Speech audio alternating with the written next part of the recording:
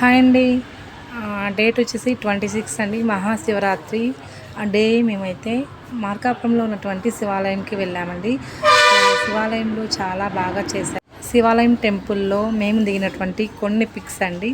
So ఈరోజు మహాశివరాత్రి కదండి, చాలా రష్గా ఉంది. టెంపుల్లో అయితే చాలామంది అయితే భక్తులు దేవుణ్ణి దర్శనం చేసుకోవడానికి చాలామంది వచ్చారండి.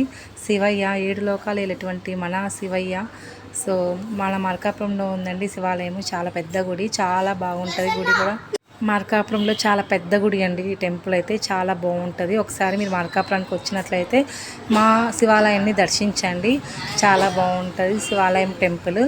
అండ్ ఇక్కడ చూడండి, ఇక్కడ స్వామివారిని పూలతో అలంకరించారు, చాలా బాగుందండి ఇక్కడ. సో ఒకసారి వ్యూ చూద్దాము ఎలా ఉందో, శివాలయం టెంపుల్ ఎలా ఉందో మీకు రౌండప్ చూపిస్తున్నా అండి, చూడండి. సో ఇది వచ్చేసి మార్కాపురం అండి. మార్కాపురం ఎక్కడ అంటున్నారా? మార్కాపురం వచ్చేసి మనకి ప్రకాశం డిస్టిక్ అండి, ప్రకాశం జిల్లా, ఒంగోలు దగ్గర ఉంటుంది మార్కాపురం. సో మార్కాపురంకి వచ్చిన ప్రతి ఒక్క భక్తులు కూడా మా శివాలయాన్ని దర్శించుకోండి.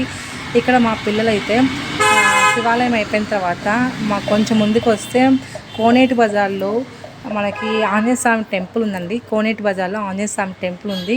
అక్కడ శివాలయం, అక్కడ మేము వెళ్ళేసరికి 1 దాటిందండి, 2 అవుతుంది. సో 2ంటికి వెళ్ళాము ఈ టెంపుల్కి. అప్పుడు కొంచెం రష్ అయితే ఎవరూ లేరు, చాలా ఫ్రీగా ఉంది. సో పిల్లలు అభిషేకం చేస్తున్నారు. సో ఆ క్లిప్ కూడా మీకు షేర్ చేస్తున్నాను అండి, చూసేయండి చాలా బాగుంటుందండి. సో ఇది వచ్చేసి మార్కాపురంలో ఉన్నటువంటి కోనేటి బజారు.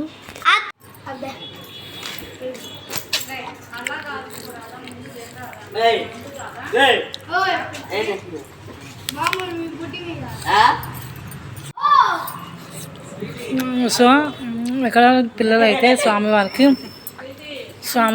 మనకి దర్శనం అయిపోయిందండి. కొన్ని పిక్స్ కూడా మీకు షేర్ చేస్తున్నాం, నచ్చినట్లయితే షేర్ చేయండి, సబ్స్క్రైబ్ చేసుకోండి, మన ఛానల్ని సపోర్ట్ చేయండి. చాలా నేను వెళ్ళేటువంటి ప్రదేశాలు, నేను ఏం చేస్తున్న ప్రతి ఒక్కటి కూడా యూట్యూబ్లో అప్లోడ్ చేస్తుంటాను. Thank you for watching.